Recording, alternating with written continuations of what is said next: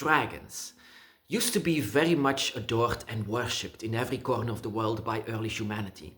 When humanity looked up to the dragons and even the dragon gods, humans actually were not afraid of dragons at all. They never were afraid of dragons. Yet, now, in most cases, dragons are seen as villains, bad guys, and even in worse cases, as demons and devils, or even as the pets of Satan himself.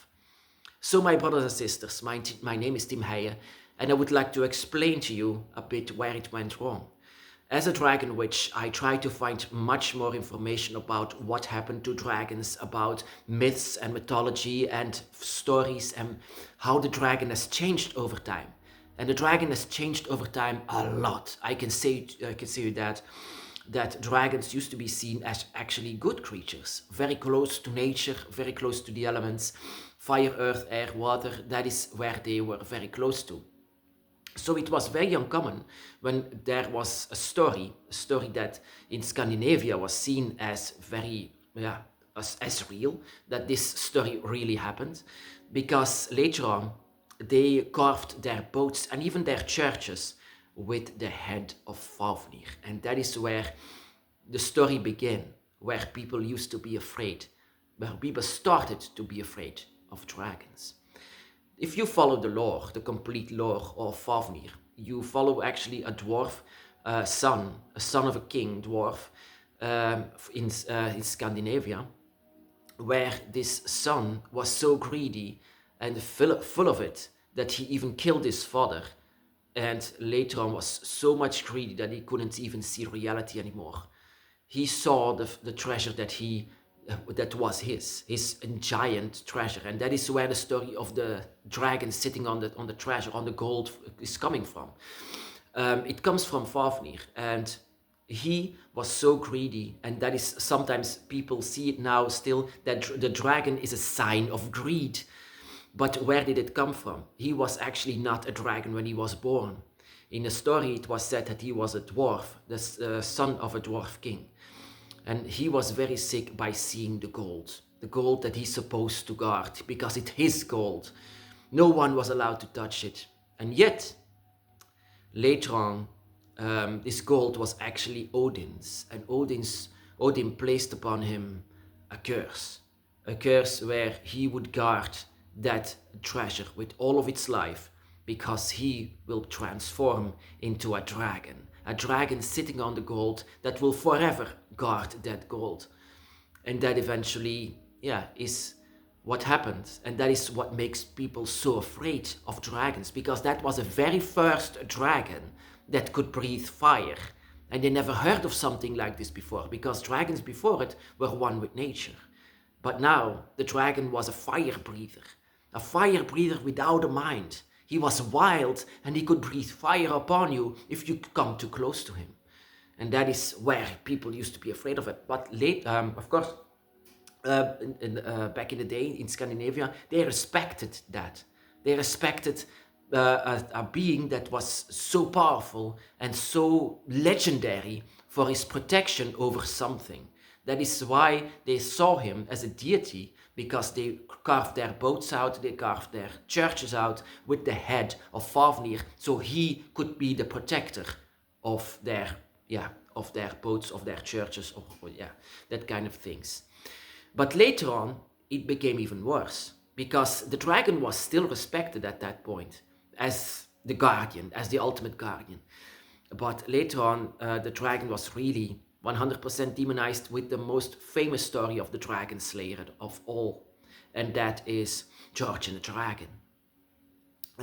George and the Dragon is basically a story that is saying from a little village that was, that had a dragon nearby, and this dragon was saying to this village to offer her, in this case, her 2 sheep every week, and so they did. So if they put 2 sheep for her every week, then nothing will happen. That is the agreement of the humans of that village and the dragon, because the dragon could easily just come inside of that village and eat everyone, but she decided to have a conversation with them and have an agreement.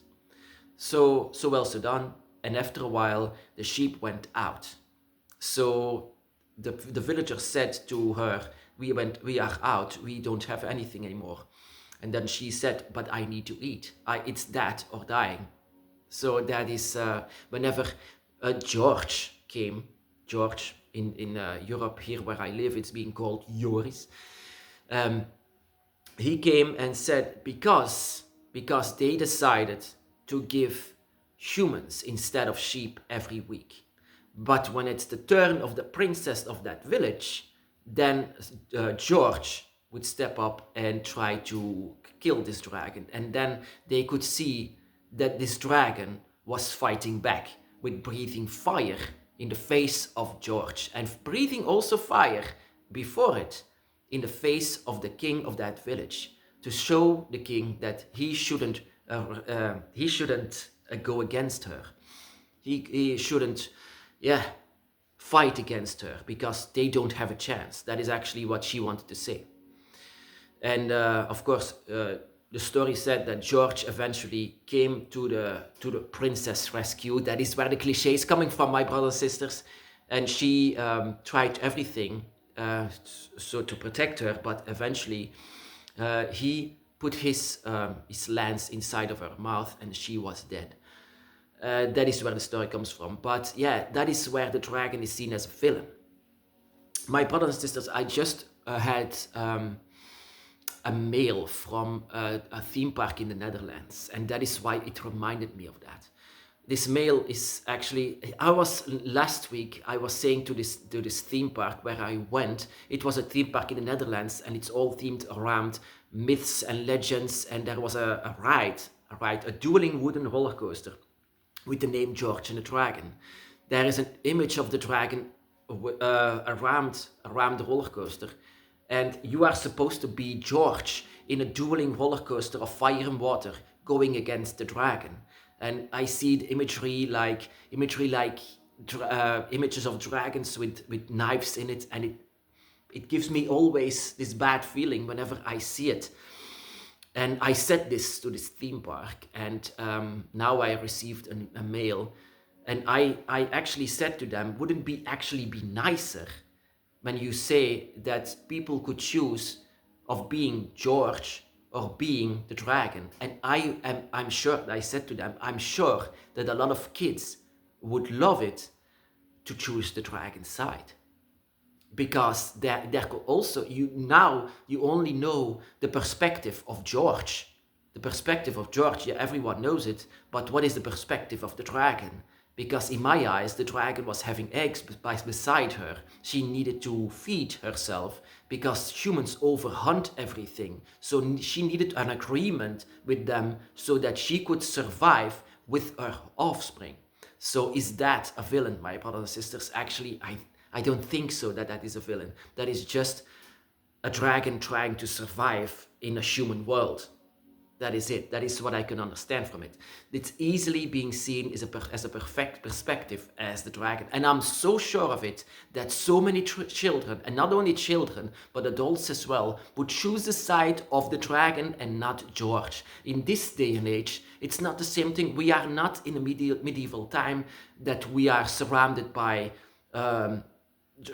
we are still surrounded by this, but we don't need to follow it. This Christian dogma or religious dogma that we also need to demonize everything that is not Christian. Because I'm sorry, my brothers and sisters, because dragons are not Christian at all, because they tried so much their best to demonize the dragon's path. And I'm trying to say to you, my brothers and sisters, that we shouldn't listen to this demonization of what we feel, of how we feel so well with the dragon.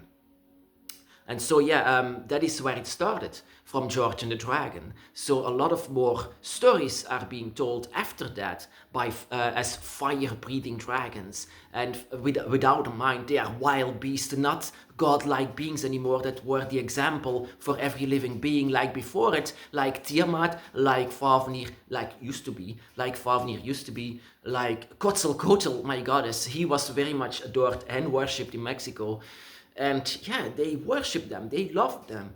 And yet it changed because Christians had a different agenda. You should be afraid of the dragon. Of course, what I could also say is a story in France. not so far away from here. It still has this shield of the dragon. But why?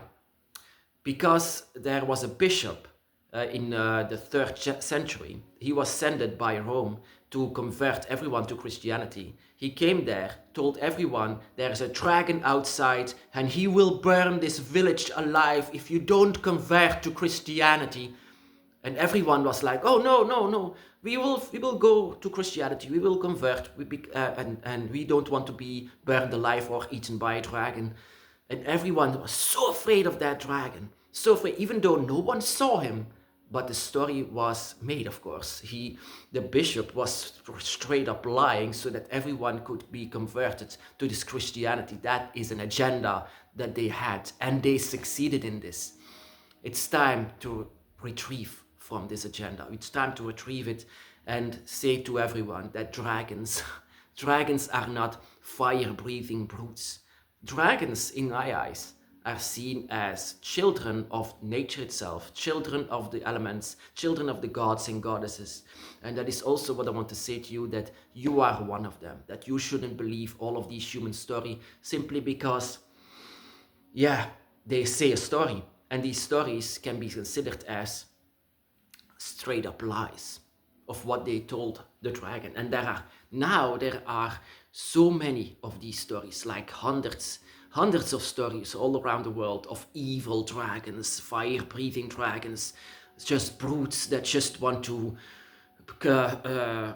cause havoc and damage and death. And that is why in this movie, The Hobbit, it was all based on Fafnir and Goddess. He was so demonized, so that he could even talk like a human, but he was so demonized in that movie because, story, I mean, it's written by a Christian, Tolkien, very much a Catholic, and of course, dragons are the devil.